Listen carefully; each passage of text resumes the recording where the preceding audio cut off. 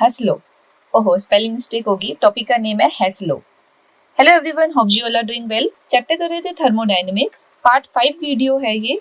अगर आपने स्टार्टिंग से नहीं देखी सो प्लेलिस्ट का लिंक डिस्क्रिप्शन में है, आप वहां से जाकर चेक कर लीजिए जो आपकी वीडियोस रहती हैं। आज हमने करना है हेस्लो। उससे पहले कुछ और टॉपिक्स हैं जो कवर करने जरूरी हैं। स्टार्ट करते हैं थर्मोकेमिकल इक्वेशन से। When a balanced chemical equation not only indicates quantity of different reactants. मेरे पास एक बैलेंस्ड इक्वेशन है। अब बैलेंस्ड है मतलब मुझे क्वांटिटीज बताएगी, quantities of different reactants and product ये तो बताएगी ही, बट अगर इसके अलावा it indicates amount of heat absorbed और इवॉल्व्ड। अगर वो रिएक्शन मुझे बता रही है किसी रिएक्शन में कितनी हीट एब्जॉर्ब हुई है, कितनी हीट इवॉल्व हुई है, तब उस रिएक्शन को या इक्वेशन को मैं थर्मोकेमिकल इक्वेशन बोलूंगी। केमिकल तो है ही क्योंकि केमिकल रिएक्शन बता रही है। बैलेंस्ड है तो मुझे बताएगी कितने रिएक्टेंट है, कितने प्रोडक्ट है, बट थर्मो मतलब हीट साथ साथ मुझे बता रही है क्या हीट एब्जॉर्ब हुई है और इवॉल्व हुई है। अब कुछ कन्वेंशंस या रूल्स जो थर्मोकेमिकल इक्वेशन में फॉलो होते हैं। अगर रिएक्शन एक्सोथर्मिक है, इसको बहुत अच्छे से याद कर लो। अगर रिएक्शन एक्सोथर्मिक है, पार्ट 3 में भी डिस्कस किया था कि जो डेल्टा H है फॉर एक्सोथर्मिक नेगेटिव होता है और for endothermic reaction delta H is positive. Physical states of reactant and product should be mentioned. जो भी रिएक्शन है ना उसकी फिजिकल स्टेट मेंशन होनी चाहिए कि वो सॉलिड स्टेट में है, लिक्विड में है या गैस में है, क्योंकि जो हीट एब्जॉर्ब और रिवॉल्व है वो डिपेंड करेगी on the physical state. Next slide में इसका एग्जांपल भी बताऊंगी। If the coefficient of substances are multiplied और divided by some number then delta H is multiplied और divided by same number. Suppose एक रिएक्शन है A plus B to give C। इसके लिए सपोज डेल्टा H की value है 420। Suppose मतलब अगर मैं इस पूरी रिएक्शन को 2 से मल्टीप्लाई कर रही हूँ ना तो डेल्टा H भी 2 से मल्टीप्लाई हो जाएगा। ऐसे अगर किसी नंबर से डिवाइड कर रही हूँ तो डेल्टा H भी उसी सेम नंबर से डिवाइड होगा। अगर रिएक्शन को रिवर्स कर रही हूँ then the sign of delta H changes but magnitude remain same. जैसे अगर मैंने आपको रिएक्शन बताई A plus B to give C, इसके लिए अगर डेल्टा H है 420, अब यूनिट्स भी लिख लो, लास्ट वाले में भी यूनिट्स आएगी किलो जूल पर मोल, यहाँ पर भी वही सेम यूनिट है किलो जूल पर मोल। तब अगर मैं रिएक्शन को रिवर्स कर दूं, C to give A plus B कर दूं ना, अगर रिएक्टेंट को प्रोडक्ट, प्रोडक्ट को रिएक्टेंट लिख रही हूँ तो डेल्टा H का साइन रिवर्स हो जाएगा, -420 किलो जूल पर मोल। मतलब मैग्नीट्यूड वैल्यू सेम रहेगी बट साइन अपोजिट आ जाएगा। सो अब हीट ऑफ रिएक्शन, अब इसके भी दो नेम और है, एंथैल्पी ऑफ रिएक्शन या एंथैल्पी चेंज ऑफ रिएक्शन। क्या होता है heat of reaction? Amount of heat evolved और absorbed in chemical reaction when number of moles of reactant as represented by balanced chemical equation have completely reacted। किसी एक reaction में जितने moles balanced reaction में है ना, जब उसने completely रिएक्ट कर ली है उस वक्त कितनी हीट इवॉल्व हो रही है या एब्जॉर्ब हो रही है। सीधा सा एग्जांपल बताती हूँ आपको। एग्जांपल, अगर आपके पास है कंबशन ऑफ मीथेन, मीथेन है CH4, इसकी कंबशन करनी है। कंबशन में पता है हमेशा ऑक्सीजन गैस की प्रेजेंस में होती है। प्रोडक्ट क्या बनते हैं? जब भी किसी हाइड्रोकार्बन की कंबशन होती है कार्बन डाइऑक्साइड बनता है और वाटर बनता है, यही प्रोडक्ट्स बनते हैं। रिएक्शन को बैलेंस कर लो, लेफ्ट साइड पर C1, राइट साइड पर C1, लेफ्ट साइड पर हाइड्रोजन 4, राइट साइड पर 2 है, डबल कर दिए 4 हो गए। लेफ्ट साइड पर ऑक्सीजन 2, राइट पर 2 और ये वाला 2 इसके साथ भी है 4, तो यहाँ पर 2 आएगा। अब ये जो रिएक्शन है ना, ये इस रिएक्शन में डेल्टा H की वैल्यू, आपको कभी भी डेल्टा H की वैल्यू लर्न नहीं करनी पड़ेगी, आपको क्वेश्चन में या न्यूमेरिकल में प्रोवाइडेड होगी। तो डेल्टा H की वैल्यू है -890.4 किलो जूल पर मोल। ये आपको रिएक्शन गिवन है। इसका मतलब क्या हुआ? इस रिएक्शन से मैं क्या समझूं? जब 1 mole methane, when 1 mole methane combines with कितने मोल ऑक्सीजन? 2 mole oxygen. ये बैलेंस रिएक्शन यही बता रही है ना, मेरे पास 1 मोल मीथेन 2 मोल ऑक्सीजन के साथ कंबाइन कर रहा है, देन कितनी हीट प्रोड्यूस हो रही है। देखो अब साइन है नेगेटिव, मैंने अभी बताया था नेगेटिव साइन होता है एक्सोथर्मिक में, मतलब हीट रिलीज्ड हो रही है। देन हीट रिलीज्ड इज, कितनी हीट रिलीज होगी इस रिएक्शन में? 890.4 किलो जूल पर मोल। मतलब जब मैं एक बैलेंस्ड केमिकल रिएक्शन लिख रही हूँ उस रिएक्शन में कितनी हीट इवॉल्व हो रही है या कितनी हीट एब्जॉर्ब हो रही है, इसे हीट ऑफ रिएक्शन बोलते हैं। ठीक है, अभी मैं आपको एक फॉर्मूला बता रही हूँ, इस फॉर्मूला को ध्यान से देख लेना क्योंकि ये फॉर्मूला मैं दोबारा इसी वीडियो में दोबारा डिस्कस करूंगी। एंथैल्पी ऑफ रिएक्शन, क्या फॉर्मूला होता है? Enthalpy of reaction equal sum of enthalpies of product, जितने भी प्रोडक्ट है उन सबकी enthalpies, sum of enthalpies of product minus sum of enthalpies of reactants. ये फॉर्मूला है, ये फॉर्मूला ध्यान रखना। बट मैं जब न्यूमेरिकल सॉल्व करूंगी ना हेस्लो के, मैं इस फॉर्मूला से भी सॉल्व करूंगी, मैं आपको एक इजी वे बताऊंगी सॉल्व करने का। आगे करते हैं अभी। Factors on which heat of reaction depends, क्या फैक्टर्स है जिनके ऊपर हीट ऑफ रिएक्शन डिपेंड करती है? Quantities of reactant involved. Suppose आपके पास रिएक्शन है H2 प्लस O2, क्या बनेगा? वाटर। रिएक्शन को बैलेंस कर लो। ये ध्यान रखना, एक मोल के लिए एक मोल हाइड्रोजन जब ऑक्सीजन के साथ रिएक्ट कर रहे हैं, देखो राइट साइड पर एक ऑक्सीजन है तो यहाँ पर हाफ लिखना पड़ेगा ताकि हाफ और 2 कैंसिल होकर 1 ऑक्सीजन ही बच जाएगा, है ना। अगर इसके लिए सपोज डेल्टा H है -285.8 किलो जूल पर मोल, ये आपको क्वेश्चन में गिवन है। कैसे डिपेंड करेगा डेल्टा H क्वांटिटी पर? अगर मैं इस रिएक्शन को, पूरी रिएक्शन को 2 से मल्टीप्लाई कर दूं, 2H2 प्लस, देखो हाफ को 2 से मल्टीप्लाई करोगे, यहाँ पे साइड पे करके दिखा रही हूँ, हाफ को 2 से मल्टीप्लाई करोगे 1 O2 बचेगा। अब 1 तो लिखने की जरूरत नहीं, टू गिव 2H2O। मैंने आपको बताया था जब किसी रिएक्शन को किसी नंबर से मल्टीप्लाई करते हैं तब डेल्टा H भी उसी नंबर से मल्टीप्लाई हो जाता है। मतलब 285.8, इसको भी 2 से मल्टीप्लाई करना पड़ेगा, तो क्या आंसर आएगा मेरे पास?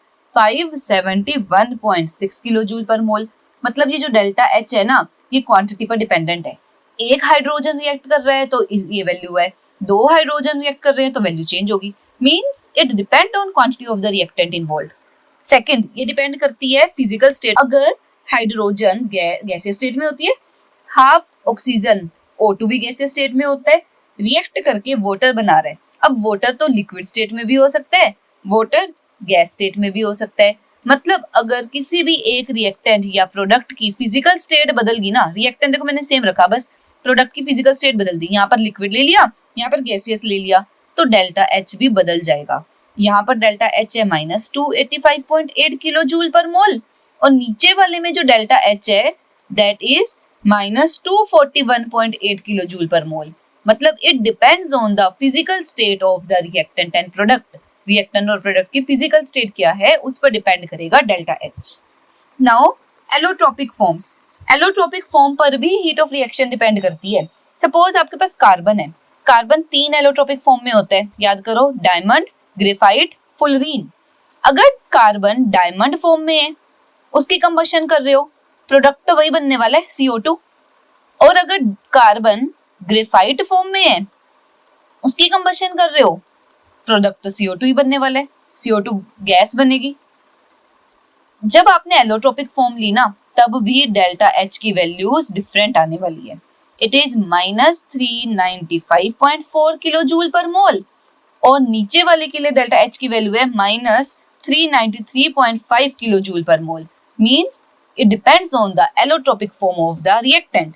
नेक्स्ट, टेम्परेचर पर भी डिपेंड करेगी, किस टेम्परेचर पर रिएक्शन कर रहे हो। डिफरेंट टेम्परेचर पर डेल्टा H की वैल्यू डिफरेंट होगी। कंडीशन ऑफ रिएक्शन, मतलब आप रिएक्शन कांस्टेंट प्रेशर पर कर रहे हो या कांस्टेंट वॉल्यूम पर कर रहे हो, इस पर डिपेंड करेगा डेल्टा H की क्या वैल्यू आएगी। ठीक है, जनरली हम जो भी रिएक्शंस करते हैं ना, उसमें हम स्टैंडर्ड एंथैल्पीज लेते हैं। स्टैंडर्ड एंथैल्पी कब आएगी? जब स्टैंडर्ड कंडीशंस है। स्टैंडर्ड कंडीशंस क्या क्या होती है? 1 बार प्रेशर, प्रेशर होना चाहिए 1 बार, और टेम्परेचर होना चाहिए 25 डिग्री सेल्सियस, तब हम स्टैंडर्ड एंथैल्पी बोलते हैं, और उसको H नोट से रिप्रेजेंट करेंगे। नोट वर्ड जहां पर दिख रहा है ना, मींस वो स्टैंडर्ड एंथैल्पी है। नाउ हेस लॉ, हेस लॉ क्या कहता है? The amount of heat evolved और एब्जॉर्ब्ड इन अ रिएक्शन, कितनी हीट इवॉल्व हो रही है या एब्जॉर्ब हो रही है रिएक्शन में, is same whether reaction take place in 1 step और in a number of step. अगर मुझे A से B बनाना है ना, तो डेल्टा H की वैल्यू सपोज X है, बट अगर यही सेम रिएक्शन मैं करूं, पहले मैं A से C बनाऊं, फिर C से D बनाऊं, फिर D से B बनाऊं, तब भी डेल्टा H सेम रहेगा। क्यों सेम रहेगा? तीनों रिएक्शंस को ऐड कर दो, जैसे मैथ्स में सॉल्व करते हैं ना, C से C कैंसिल, D से D cancel, A B, final reaction तो यही रहने वाली है। मतलब अगर मेरी रिएक्शन एक स्टेप में हो रही है या नंबर ऑफ स्टेप्स में हो रही है, डेल्टा H की वैल्यू सेम रहने वाली है। In other words, total amount of heat change in reaction depends upon initial reactants and nature of final products. दो चीजों पर डिपेंडेंट है, nature of initial reactants and nature of final products, and independent of the path or the manner by which change is brought about. जैसे मर्जी reaction हो रही है, एक स्टेप में हो रही है या 10 स्टेप में हो रही है, डेल्टा H सिर्फ डिपेंड करेगा रिएक्टेंट क्या है और प्रोडक्ट क्या बन रहा है, सिर्फ इसी बात पर डिपेंड करेगा। अब ये जो इतनी बड़ी लंबी स्टेटमेंट लिखी है ना, सिर्फ उसको लर्न करने के लिए, मेन तो इसके न्यूमेरिकल्स है, तो न्यूमेरिकल डिस्कस कर लेते हैं। Calculate the enthalpy of formation of methane from the following data. ये तो हो गया, आपको डाटा गिवन है। करना क्या है? सबसे पहला काम है, एम क्या है हमारा? डॉक्टर बनना या इंजीनियर बनना? नहीं, यहाँ पर हम बात कर रहे हैं क्वेश्चन में एम क्या है। Calculate the enthalpy formation of methane. मुझे क्या बनाना है? मीथेन। मीथेन कैसे बनेगा? जब कार्बन रिएक्ट करेगा हाइड्रोजन के साथ। अब मैंने हाइड्रोजन 2 लेना है क्योंकि मुझे पता है हाइड्रोजन डायटोमिक गैस है, ठीक है। कार्बन सॉलिड स्टेट में है, हाइड्रोजन गैसीय स्टेट में है। मुझे क्या बनाना है? मीथेन। मीथेन मार्स गैस होती है ना, गैसीय स्टेट में। अब रिएक्शन बैलेंस करो। कार्बन 1 राइट पर कार्बन 1, लेफ्ट पर हाइड्रोजन 2, राइट पर 4, इसे डबल कर दिया, ठीक है। मेरा एम है ये रिएक्शन बनाना। अब ये रिएक्शन कैसे बनेगी? देखो 3 रिएक्शंस को यूज करना है मुझे। सबसे पहले फर्स्ट रिएक्शन में कार्बन लेफ्ट साइड पर है और मेरे एम में भी कार्बन लेफ्ट साइड पर है। एक कार्बन है, एम में भी एक कार्बन है, तो मतलब फर्स्ट रिएक्शन तो बिल्कुल सही है। इसको एज इट इज नोट कर लेती हूँ। Carbon solid plus O2 to give CO2 gas और डेल्टा एच आर। रिएक्शन के लिए डेल्टा एच गिवन है -393.5 किलो जूल पर मोल।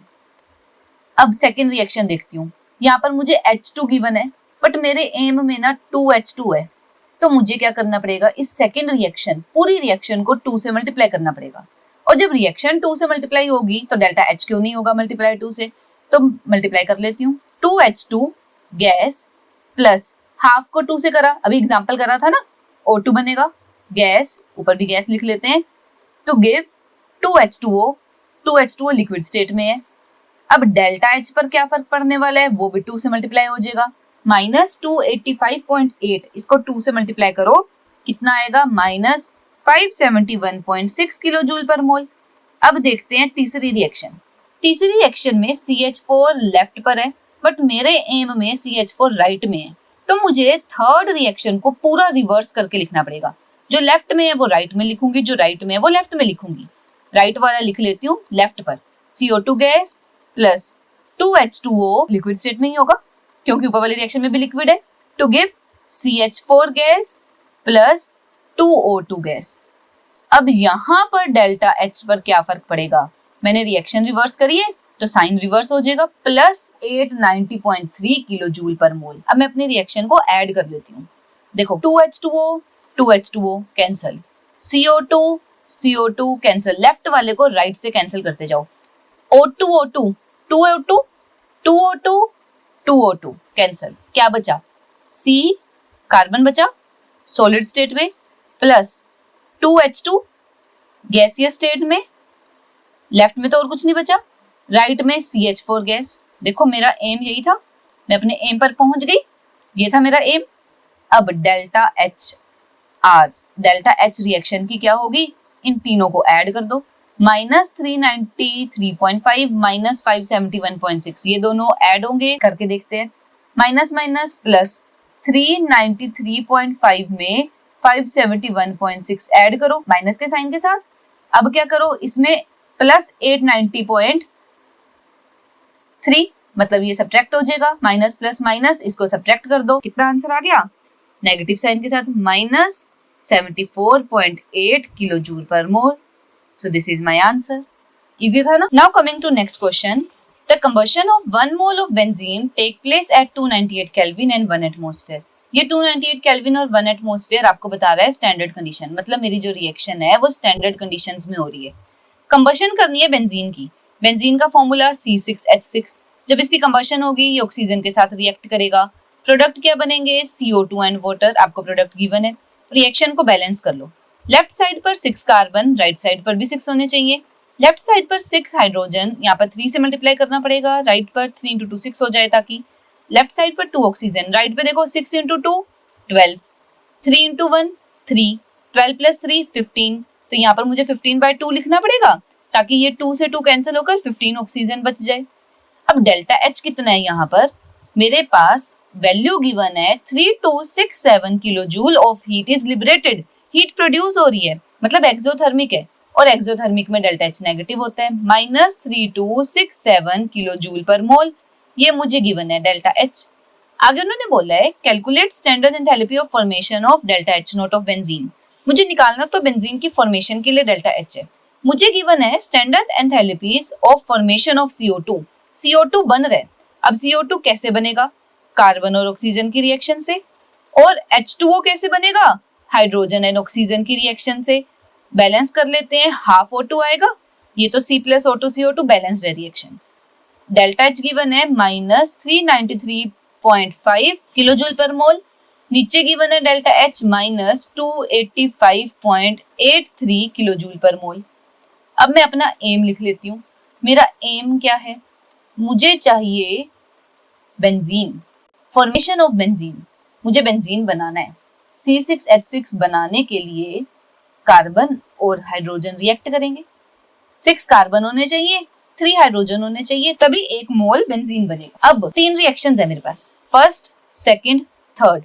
देखो फर्स्ट रिएक्शन में C6H6 लेफ्ट साइड पर है, बट मेरे एम में C6H6 राइट साइड पर है, तो मुझे फर्स्ट रिएक्शन को पूरा रिवर्स लिखना पड़ेगा। तो फर्स्ट रिएक्शन को रिवर्स लिख लेते हैं। सोल्यूशन कैसे होगा इसका, 6CO2 plus 3H2O to give C6H6 plus 15/2O2, और डेल्टा H कितना होगा, साइन रिवर्स हो जाएगा, मेरे रिएक्शन में माइनस था तो यहाँ पर प्लस आ जाएगा, 3267 किलोजूल पर मोल। अब सेकेंड रिएक्शन देख लेते हैं। मेरे पास सेकेंड रिएक्शन में 1 कार्बन है, बट मुझे कितने कार्बन चाहिए, 6, तो मुझे क्या करना पड़ेगा, अपनी पूरी रिएक्शन को 6 से multiply, 6C plus 6O2 to give 6CO2, तो डेल्टा H भी 6 से मल्टीप्लाई हो जाएगा। जब आप -393.5 इसको 6 से मल्टीप्लाई करोगे ना, वैल्यू आएगी -2361.0 किलोजूल पर मोल। अब थर्ड रिएक्शन देखते हैं।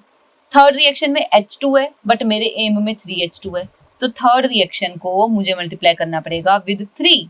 जब थर्ड रिएक्शन को 3 से मल्टीप्लाई करूंगी ना, 3H2 plus 3/2O2 to give 3H2O, delta H भी 3 से मल्टीप्लाई होगा। जब 285.83 इसको 3 से मल्टीप्लाई करोगे, आंसर आएगा 857.49 किलोजूल पर मोल। अब देखते हैं मेरा एम बन रहा है, तीनों रिएक्शंस को ऐड कर देना। देखो 6CO2 6CO2 cancel, 3H2O 3H2O cancel, left side पर 6O2 और 3/2O2, 6 प्लस 3/2 करके देखते हैं।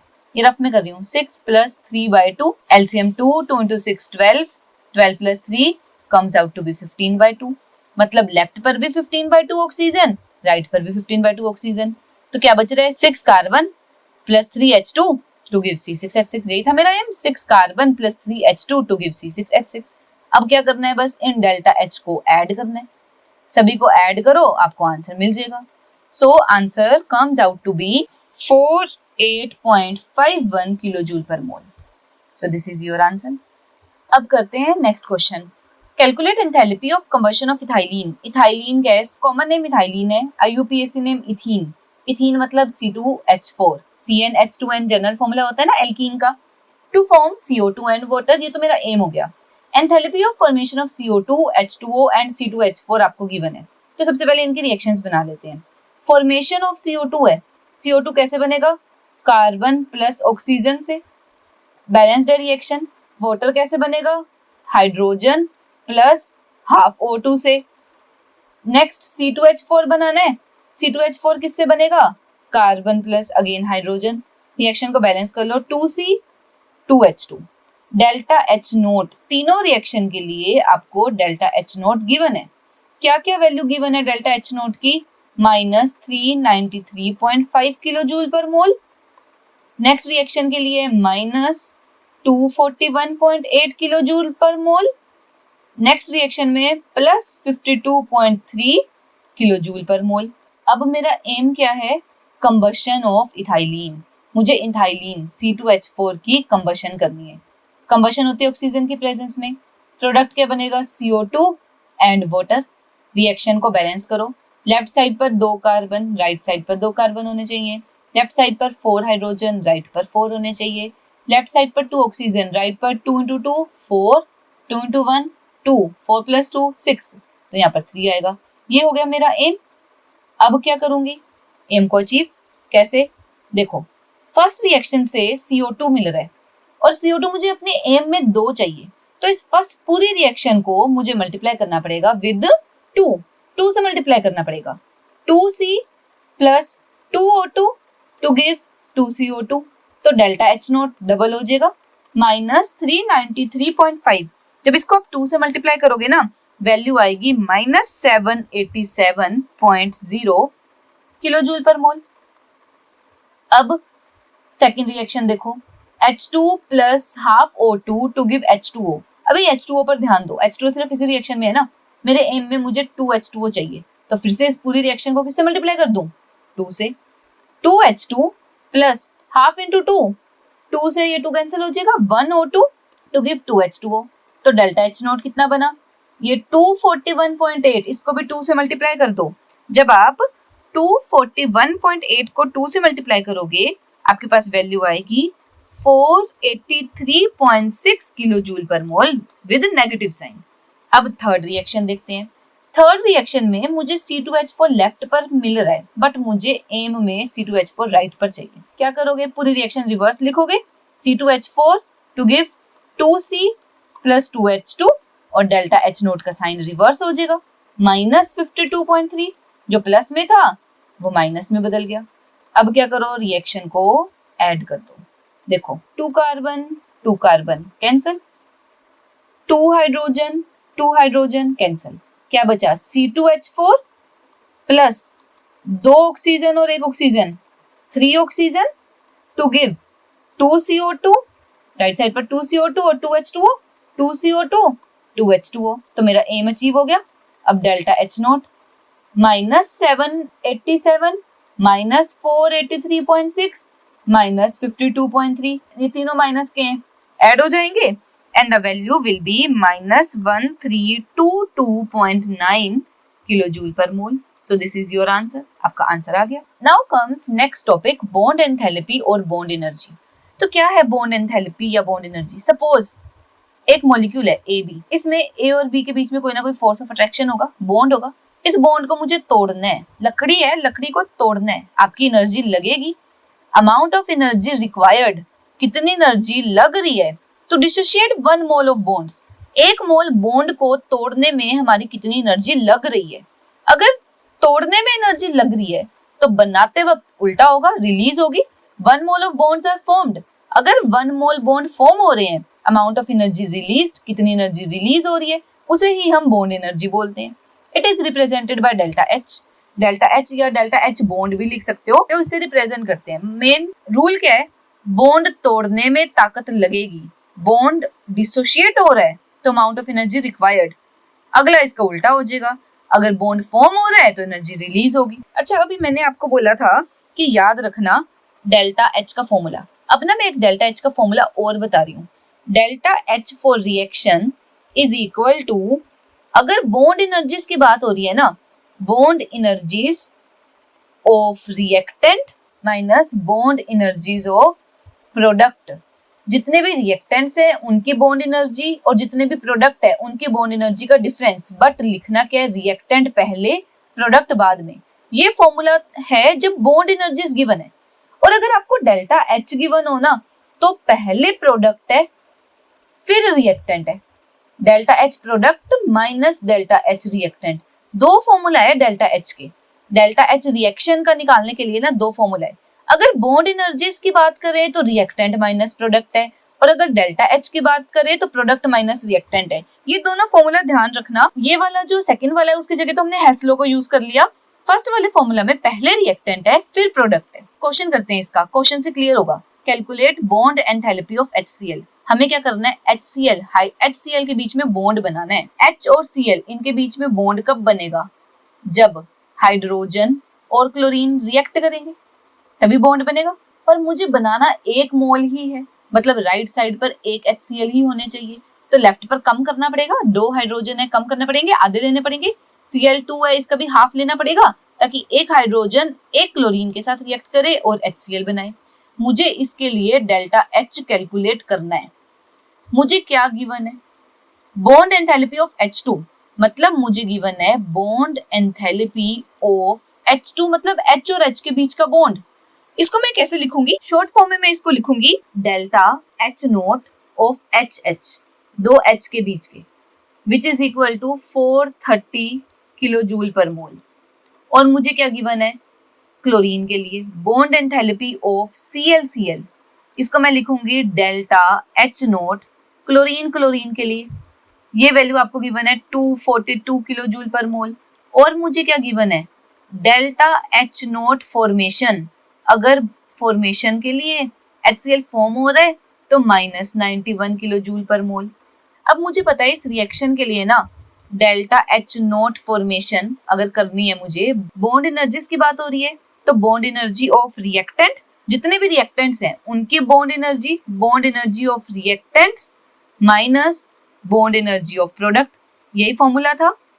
मुझे delta H note F given है -91 equal bond energy of reactant, reactant क्या है इस रिएक्शन में, देखो half of H2, half of delta H note HH का, प्लस एक और रिएक्टेंट है क्लोरीन, उसके साथ भी हाफ आएगा, delta ClCl H note minus product में मेरे पास HCl है, एक ही HCl है, minus delta H naught of HCl।